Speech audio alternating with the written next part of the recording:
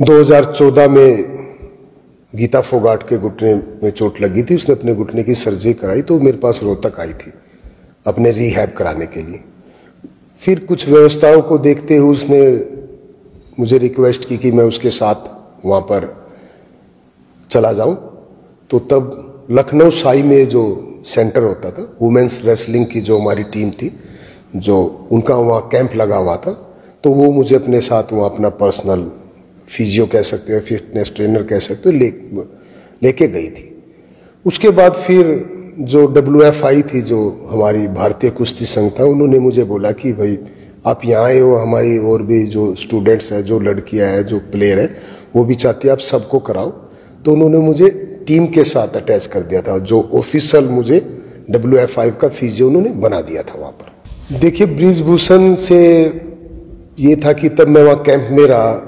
During मैं ज़्यादा नहीं रुका हुआ, लगभग महीना 1.5 महीना ही रुका हुआ। 2014 की जो मैं आपको घटना बता रहा हूँ, मैंने वहाँ जाके माहौल देखा जैसा सभी ये बच्चे जंतर मंतर वे बैठे हैं और सब बता रहे हैं कि मुझे लगा वहाँ लड़कियों का शोषण होता है। कई तरीके की बातें थी वहाँ पर, लड़कियों को बहकाया फुसलाया जाता था, डराया जाता था।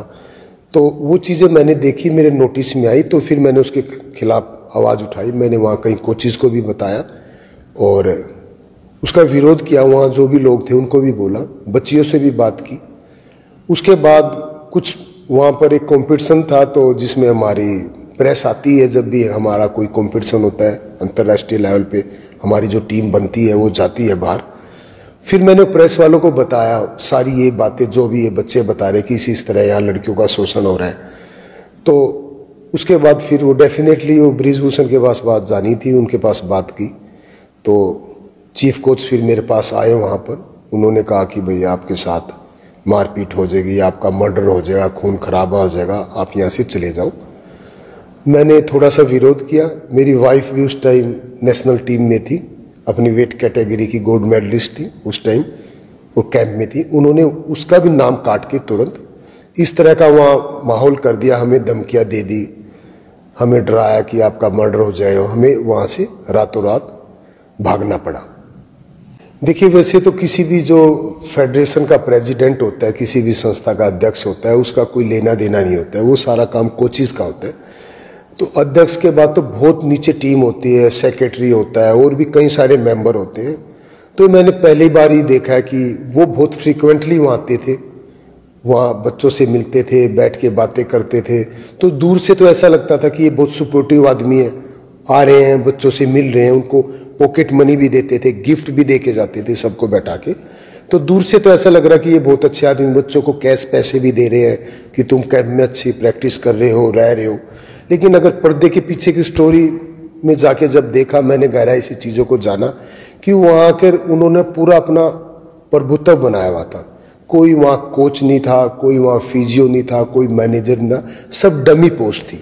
सब उन्होंने अपने आदमी वहाँ फिट किए हुए थे, जो चमचे टाइप के थे, जो उनके अकॉर्डिंग ही काम करते थे, हर चीज़ में अपना इंटरफेयर रखते थे। और बीच में वो कुश्तियाँ होती थी, मतलब बोलते भी थे, मतलब जिसको चाहते थे जिताते थे। आप कितनी सारी ऐसी वीडियो होंगी पुरानी जिनमें आप देख सकते हो, जो भी कुश्ती का जानकार है। और अपने तरीके से वो टाई डलवाते थे। अब आप उनके टाइम का अगर रिकॉर्ड देखोगे, जैसे उत्तर प्रदेश की लड़कियों को उन्होंने कम से कम 10, 12, 15, 20 लड़कियों को उन्होंने नौकरियां लगवा दिया कहीं कहीं, और वो लोग उस लायक नहीं थी। और जो लायक लड़कियां थी उनको उन्होंने पीछे दबा दिया। उत्तर प्रदेश की बहुत, देखिए आप, ब्रिजभूषण से पहले अलका तोमर थी, और भी मुझे नाम याद नहीं है, 7-8 ऐसी लड़कियां थी जो हरियाणा और उत्तर प्रदेश की टक्कर होती थी, हमेशा गोल्ड और सिल्वर में उनकी होती थी। जैसे ब्रिजभूषण आया, उसने यूपी की कुश्ती को बिल्कुल खत्म कर दिया। उन लोगों को ही प्रमोट किया जो उनके मतलब चमचे टाइप के थे। और काफ़ी ऐसी लड़कियां भी रहती थी जो डिजर्विंग नहीं थी वहाँ पर, और वो चीटिंग कर करके उनके पूल बदल के वो सरेआम बोल देते थे कि आप इसको कुश्ती दे दो, नहीं कुश्ती दोगे तो हम आपको कैंप से आउट कर देंगे। इस तरह उन्होंने ऐसा माहौल बनाया था, उसको ऐसे कैप्चर किया हुआ था, बच्चों के दिमाग में इतना खौफ बैठाया हुआ था डायरेक्ट इनडायरेक्ट करके, कि वो सब कुछ वही करते थे। देखिए, वो बहुत फ्रीक्वेंटली आते थे, वीकली वो जरूर आते थे वहाँ पर। वहाँ पर आते थे, बच्चों से मिलते थे, बातचीत करते थे। जबकि एक प्रेसिडेंट का कोई काम नहीं है कि वहाँ आप मैट पे आओ, बच्चों से बात करो।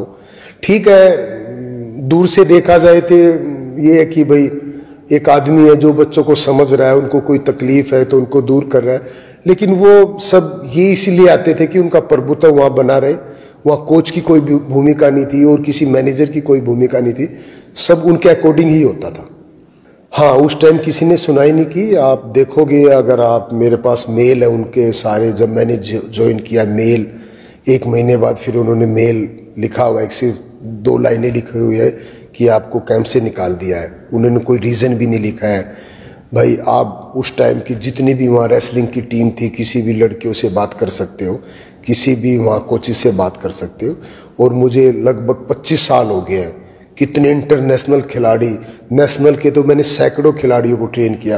किसी से भी आप मेरी रिपोर्ट लो कि भाई मैं किस तरह का आदमी हूँ। उन्होंने वहाँ मुझे सिर्फ इसलिए ही भगाया वहाँ से कि जो वो लड़कियों के साथ वहाँ का जो माहौल था या जो उनका वो शोषण हो रहा था, जो भी गलत काम वहाँ हो रहे थे, उसके खिलाफ मैंने आवाज़ उठाई थी 2014 में।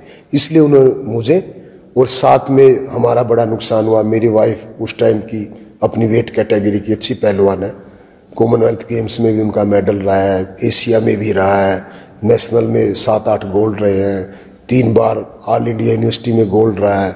और हमारी जो पारंपरिक कुश्ती है, मिट्टी की कुश्ती है, वो इंडिया की सबसे ज़्यादा भारत केसरी है। 20 बार से ज़्यादा वो भारत केसरी रह चुकी है। तो उसके बावजूद भी मेरी वाइफ का भी उन्होंने वहाँ नाम काट के कैंप से हम दोनों, बिना कोई रीज़न बताए, बिना हमें कुछ लिखित में दिए, वहाँ से हमें भगा दिया। कर उनको बताया कि यहाँ भाई ठीक नहीं है, लड़कियों के साथ ठीक नहीं हो रहा है, जो भी विस्तार में उनको बताया। उसके 1-1.5 घंटे बाद ही जो चीफ कोच थे वहाँ मेरे पास आए कि आप यहाँ से चले जाओ, आपका नाम यहाँ से काट दिया गया। तो मैंने कहा कि भाई मैं नहीं जाऊँगा। मैंने गीता से बात की, वो भी खिलाड़ी थी। देखो, जब तक जो खिलाड़ी होता है, स्टूडेंट होता है, तो इतनी स्ट्रोंग नहीं थी। तो उसने भी कोशिश की, बातें की। जो विनेश और तो उस टाइम काफ़ी बहुत छोटी थी, बच्चियाँ थी, तो साक्षी भी छोटी थी, उनसे सब बात की। तो वो ऑलरेडी सबको ये होता है कि भाई मेरा किसी तरह से कैंप में नाम ना कट जाए। किसी का अगर कैंप में नाम कट गया तो आप ट्रायल दे नहीं पाओगे, मतलब आपका कैरियर ऑलमोस्ट खराब ही हो जाएगा। तो कोई डर के मारे बोला नहीं। तो मैंने भी चीफ कोच को कहा कि मैं डायरेक्टर से बात करूंगा, मैं साई में ऊपर बात करूंगा, भाई मैं ऐसे नहीं जाऊंगा, मुझे रीज़न तो बताओ आप।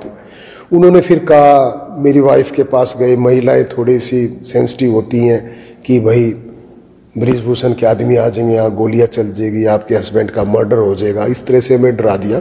रातों रात फिर हम, दूसरी एक खिलाड़ी थी कोई महिला, उसकी गाड़ी हमने ली, तब हम लखनऊ से वापस हरियाणा आए। हाँ, अब दोबारा जब देखो, हर चीज़ का अंत तो होता ही है। वो पुरानी कहावत है कि भाई पाप का घड़ा कभी तो भरता ही है। मैं आपको कितना दबाऊंगा, आदमी जब अंत ही आ जाएगा, दबाता रहूंगा। कभी तो देखो, शोषण के खिलाफ कभी तो आवाज़ उठती है। ये तो बहुत, मैं इनको सलाम करता हूँ उन बच्चों को। बजरंग पुनिया है, विनेश है, साक्षी है, और भी जितेंद्र है, वो और भी जो काफ़ी लोग हैं जो उससे जुड़े हैं, उन्होंने गलत चीज़ के खिलाफ आवाज़ उठाई है। तो मुझे पता लगा, मैं भी वहाँ गया, फिर जंतर मंतर पे जो भी मेरे से पॉसिबल थी मैं भी वहाँ बैठा रहा, उनका साथ दिया। हाँ जी, बिल्कुल, पहले भी ठीक लाइफ जी रहे थे, अभी ठीक लाइफ जी रहे। और आपके ज़रिए यही कहूँगा, काफ़ी लोग हैं जो अच्छे लेवल के जो खिलाड़ी हैं, राजनीतिक लोग भी हैं, और भी कुश्ती समाज के कितने लोग हैं। मतलब वहाँ कैंप में भी, मतलब जो लोग थे, तो किसी ने पहले भी नहीं आवाज़ उठाई, अब भी नहीं आवाज़ उठाई। तो आदमी को इतना डरपोक या इतना वो नहीं होना चाहिए कि भाई आप गलत के खिलाफ आवाज़ ही न उठाओ। ये विनेश है, साक्षी है, बजरंग पुनिया है, हमारे बच्चे हैं, कल के हमारे बच्चों के साथ भी ऐसा हो सकता है। तो सारे समाज को मिल के इसके खिलाफ आवाज़ उठानी चाहिए, और सरकार को भी चाहिए कि गलत लोग जो भी हैं उनके खिलाफ कार्रवाई करे, और जो ठीक लोग हैं उनको आगे बढ़ावा देना चाहिए। देखिए, वो एक राजनीतिक आदमी था। जब शुरू में वो संस्था में आया, WF5 में आया, तब उसको इतनी सूझबूझ नहीं थी खेल की। जो हमारे जो कोचेस थे, जो अनडिजर्विंग कोचेस थे, देसी भाषा में जिनको बोल लो, जो चमचे टाइप के लोग होते हैं, मोस्टली हरियाणा से ही थे, तब भी अब भी है। उन्होंने उनको जा जा के बताया आप ऐसा करो ऐसा करो, सिर्फ अपनी छोटी छोटी चीज़ों को पूरा करने के लिए। कहीं रेफरशिप में उनकी ड्यूटी लग गई, किसी का इंटरनेशनल टूर मरवा दिया। उन्होंने बोल बोल के ही बृजभूषण को, उनका साथ दे दे के ही उसको इतना स्ट्रोंग कर दिया, और उनका दिमाग भी इस दिशा में ले जाने वाले वही लोग हैं।